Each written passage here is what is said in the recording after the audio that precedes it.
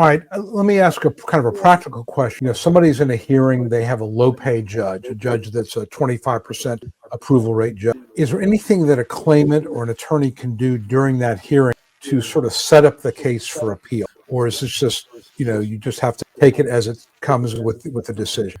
Well, you take it as you have to take it as it comes with a decision in part, but I do sometimes suggest to attorneys that there are certain types of questions that can be asked that can put a judge into a bit of a predicament. So, for instance, if somebody has mental limitations, hypothetically, and they, let's say, have some social limitation, and those social limitations the judge finds may cause occasional, let's say they find that the claimant is limited to occasional contact with supervisors and coworkers.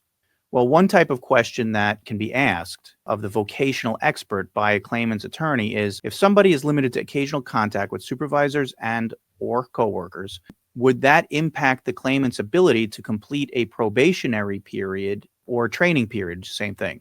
Vocational experts a lot will be honest and say, if you're limited to occasional contact with supervisors and coworkers, an employee cannot complete a training period. Now that puts a judge into a predicament, because the judge then has to find ways around the occasional contact limitation. And it would take me a lot to explain the details of why that's a problem, and it would get into some technical nuances, but it creates a problem, it creates a predicament, and it puts the judge into a catch-22. And so in situations like that, yeah, you can kind of manufacture a reversible error to stick it to the judge later, and so that they get the case back.